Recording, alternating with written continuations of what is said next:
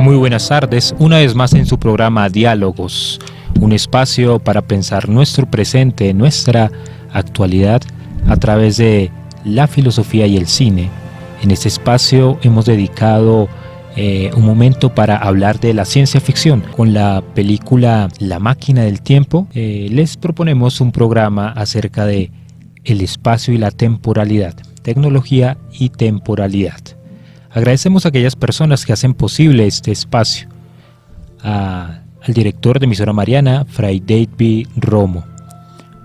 Para hoy tendremos la compañía del profesor Daniel Moreno y el profesor Marco Vázquez. Para aquellos que no han visto la película o desean verla, vamos a hacer una pequeña sinopsis de este filme. Bueno, The Time Machine es una producción estadounidense dirigida por Simon Wells, basada en la obra homónima del escritor británico Herbert George Wells. El filme fue protagonizado por Guy Pearce, Jeremy Irons, Samantha Momba, Orlando Jones y Mark Addy. Se estrenó el año 2002 y pertenece al género ciencia ficción. En el programa pasado ya advertíamos, digamos, que una pequeña síntesis de la trama de la película.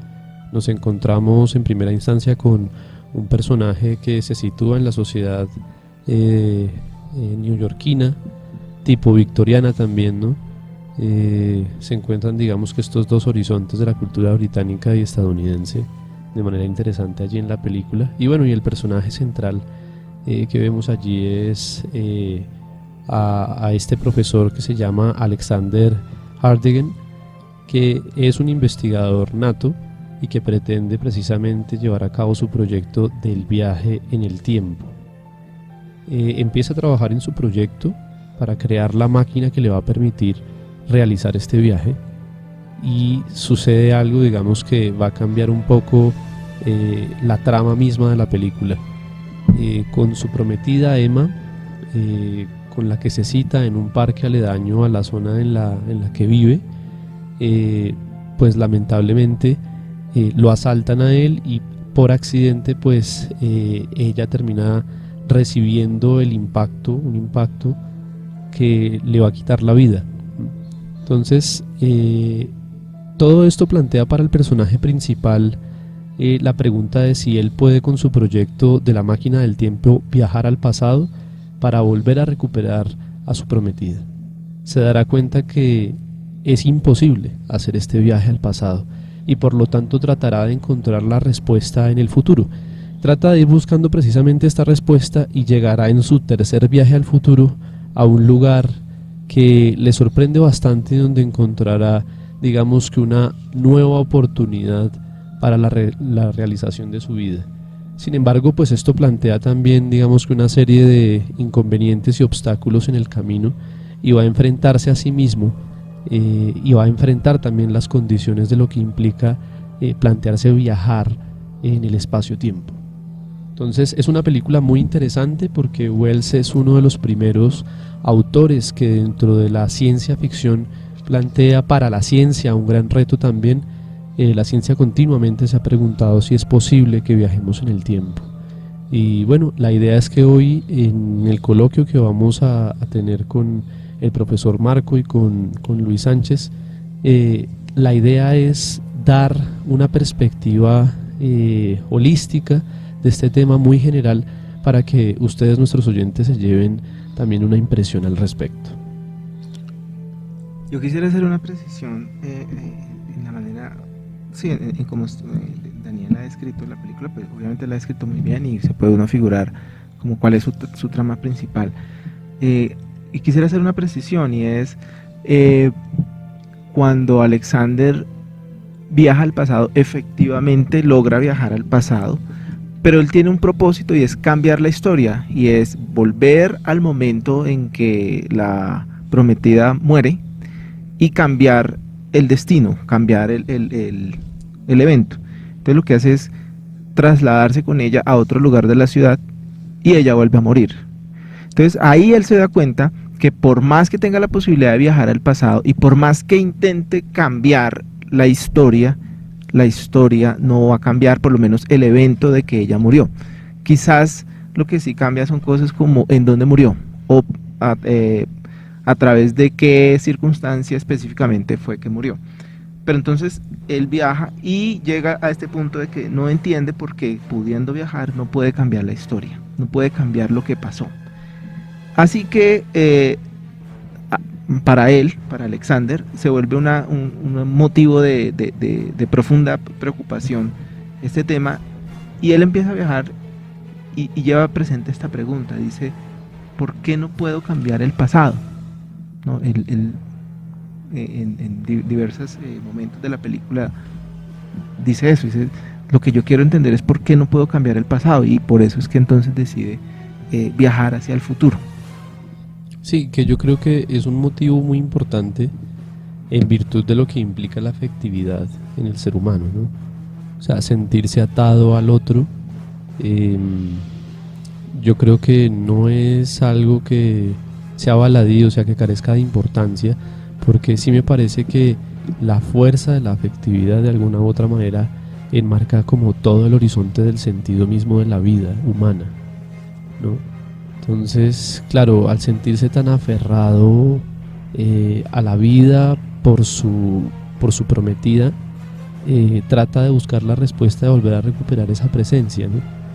Y la máquina del tiempo se vuelve la oportunidad de recuperar esa presencia, pero sobre todo de plantearle un juego en contra a la muerte, ¿no? Siempre va como detrás de esta perspectiva que nos plantea Wells en su obra, como la posibilidad de ir más allá de los horizontes que son condicionalmente humanos. Entonces, no sé, siempre es como un juego en contra de la muerte también, ¿no? Porque el tiempo, después de todo, para los griegos en la mitología clásica, Cronos, el tiempo, era eso precisamente, aquel que devoraba todo, ¿no? Y eso de devorar todo es acabar con la presencia de lo que nos importa, de lo que configura el sentido de nuestra vida. Creo que eso es muy importante, porque más que comprender si es posible o no el viaje en el tiempo de manera física, tal y como hoy lo estudia la ciencia, es sobre todo comprender por qué en realidad queremos viajar en el tiempo, por qué queremos plantearnos esa tarea. Y es una pregunta muy antropológica, nos toca vitalmente porque evidentemente hace referencia a lo que más nos tiene atados a la vida. Sí, muy bien. De hecho creo que la clave es esa, ¿no? El afán, la necesidad, la búsqueda de viajar en el tiempo. ¿Qué dice? No solamente la ciencia, sino el hombre mismo. Hay una escena donde ya Alexander ha viajado a 800.000 años, ¿no? Después, y descubren unos asentamientos, unas ruinas, donde hay grabadas unas frases que son para los de esa época del futuro un lenguaje ya muerto. Y encuentra una frase que dice algo así como las generaciones van y las generaciones vienen, pero la tierra permanece. O más exactamente dice así: una generación muere y otra comienza, pero la tierra permanece para siempre. Entonces, claro, hablando de esta inquietud que tiene el hombre por viajar en el tiempo, fíjese que hay una cuestión interesante, y es: ese viaje en el tiempo tiene sentido siempre y cuando en el futuro o en el pasado haya otros congéneres con los cuales interactuar, porque viajar a una tierra desolada pues carece de sentido, casi que sería fracasar en el proyecto de diseñar o crear efectivamente una máquina del tiempo, si es ir y verificar que ya no existen los seres humanos. Sí, eso sí que es un elemento vital en la película, porque creo que lo relevante es allí si realmente pertenezco a este núcleo social que es ante el personaje Alexander Hardegen muy nuevo. Se encuentra con una especie de civilización primitiva como naturalista, dedicada a la recolección, dedicada al ocio, dedicada, digamos que, a una especie de entretenimiento natural. Así creo yo que se imaginó el hombre europeo al hombre americano, ¿no? Entonces, claro, esa perspectiva naturalista que ambienta también un poco la obra de Wells nos invita a repensar esa civilización llamada los Eloi o los Eloi en la obra de Wells. Nos recuerda mucho a eso que nos decía anteriormente Rousseau, ¿no? Eso de concebir al hombre en ese estado del buen salvaje. Entonces, me parece interesante porque de alguna u otra manera él trata de reconocerse en ellos también en ese sentido, y en el libro, de pronto no en la película, pero sí en el libro, hay una reflexión muy profunda de él sobre lo que implica ese estado ante el cual se encuentra, porque él dice, o sea, el progreso, ¿será que tenía como destino esto? Es más, hay una cuestión que me parece clave, y es, hay una idea de progreso ligada a la construcción de la máquina. La máquina del tiempo es una máquina entre las máquinas. La cantidad de máquinas que vienen con la revolución industrial, que vienen con la modernidad y bueno, todas estas circunstancias que están ligadas a la tecnología. Pero a mí me parece, hay algo interesante y quisiera mencionarlo más adelante, y es que cuando él tiene el diálogo con este personaje subterráneo, no recuerdo su nombre, pero este personaje subterráneo que ha evolucionado con un cerebro que abarca hasta parte de su espalda, él le dice, ya existen, siempre han existido las máquinas del tiempo, tanto para el pasado como para el futuro. Y más adelante me gustaría que tú... Profesor Marco nos mostraba un panorama interesante en la película cuando Alexander se enfrenta o tiene esa conversación enigmática con este ser subterráneo, ¿no? Y empieza a explicarle y de cierta manera a dilucidar por qué no puede cambiar su pasado. Y este diálogo es la trama principal y es la respuesta a esa determinación de la vida, ¿no? Estamos compuestos de decisiones. Somos fruto también de nuestras decisiones, y sin una no puede haber la otra. O no pudo haber la otra. Bueno, entonces este personaje que hace parte de la especie Morlock, ¿no? Morlock, sí. Morlock. Este personaje de la especie Morlock es un personaje que tiene, y seguramente es un arquetipo casi que de la ciencia ficción, que es ese humano o humanoide hiper conocedor, ¿no? Con un gran encéfalo. Y bueno, este personaje le dice a Alexander, las máquinas del tiempo, ustedes siempre han tenido, los seres humanos, el Homo sapiens, pues, que conocimos o que existió, según el relato, usted construyó la máquina del tiempo, pero realmente los seres humanos siempre han tenido máquinas del tiempo. La máquina del tiempo para ir al pasado se llaman los recuerdos, dice, y la máquina del tiempo para ir al futuro se llaman los sueños.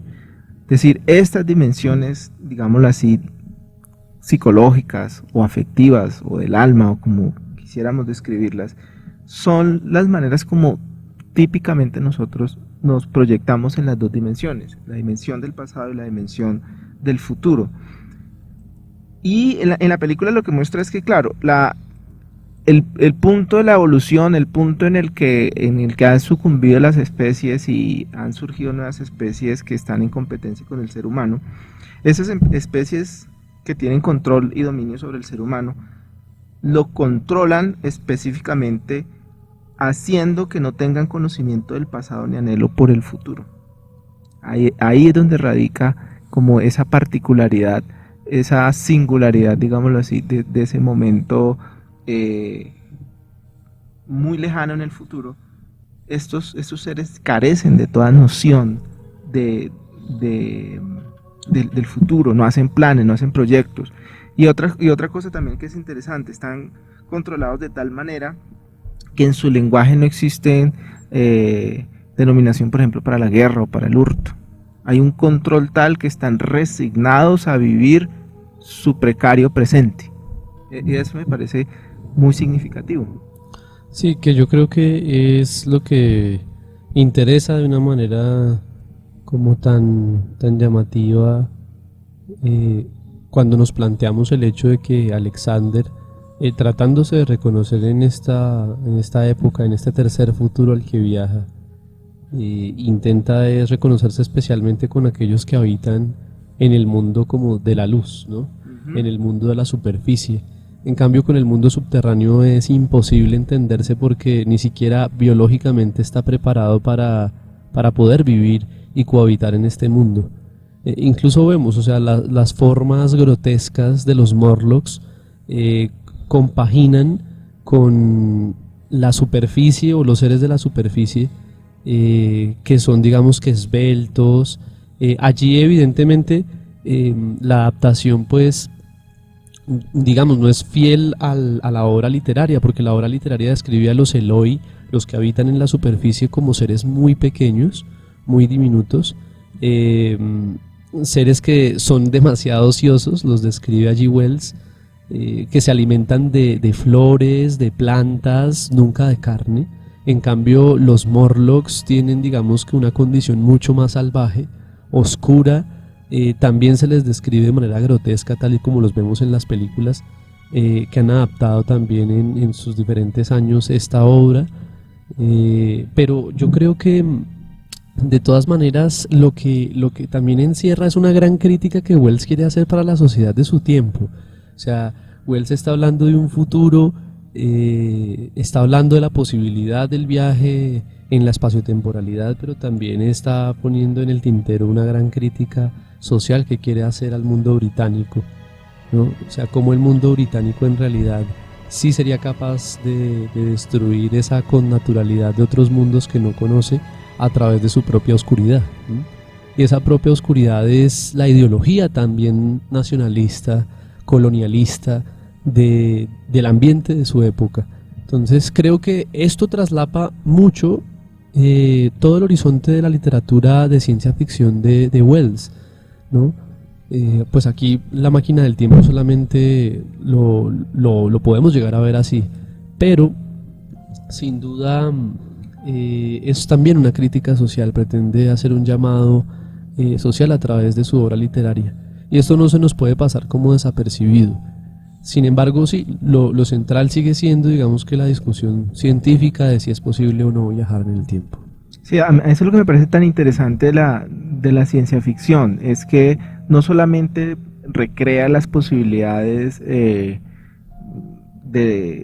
la ciencia, sino que de hecho muchas de ellas lo que conllevan son críticas. Si uno mira grandes autores de ciencia ficción, desde, no sé, Isaac Asimov, etcétera, hablan, claro, muestran estos futuros probables donde va a haber robots, máquinas, etcétera, pero también detrás de todo eso hay una crítica sobre los modos como esa tecnología puede terminar afectando el planeta. De hecho, aquí en la película lo que vemos es estas dos especies que compiten con el hombre, son especies que surgieron a partir del impacto del hombre sobre el ecosistema.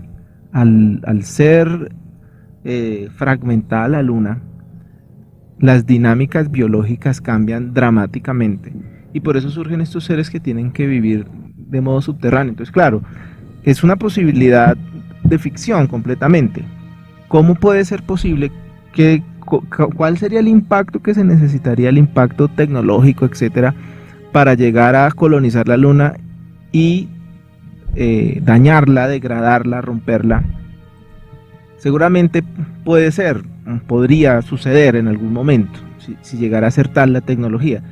Pero también eso es una metáfora de, claro, lo que Daniel está diciendo, ¿no? En la actualidad el impacto de la tecnología sobre los ecosistemas puede ser lo mismo, puede ser algo tan irreversible que acabe con especies, modifique especies o haga que surjan unas mutaciones que van a conllevar unas adaptaciones para las cuales no estamos preparados nosotros mismos como especie humana. Sí, otra de las cosas que también me parece muy llamativa y que en la que sigue presente la discusión de la temporalidad es cómo precisamente estas dos especies de seres humanos viven según el tiempo, porque los Morlocks tienen su realización en la noche, y pueden salir a la superficie en las noches. Esto lo vemos más en la obra literaria que en la película, porque en la película allí sí vemos en una de las escenas que se roban incluso a la protagonista y se la llevan, etcétera. Pero esto, digamos, no sucede dentro del libro. Los Morlocks solo pueden salir en la oscuridad. Entonces es también el gobierno del tiempo, ¿no? O sea, el ser humano, a pesar de esas mutaciones que ha tenido, no se pudo sobreponer al tiempo, ¿no? O sea, parece que la gran proeza del viajero en el tiempo es, de alguna manera, sobreponer su temporalidad subjetiva ante una temporalidad objetiva que lo domina. Y es viajar en esa temporalidad externa, tratar de vencer el espacio y el tiempo para poder franquearlo, no desaparecerlo, pero al menos sí disponiendo de la posibilidad de viajar en su horizonte, ¿m? Y de conquistar de alguna manera otro presente, no un futuro, sino otro presente. El hombre que viaja en el tiempo tiene la posibilidad de ser testigo presencial de muchas cosas, pero le está vedado cambiar las cosas.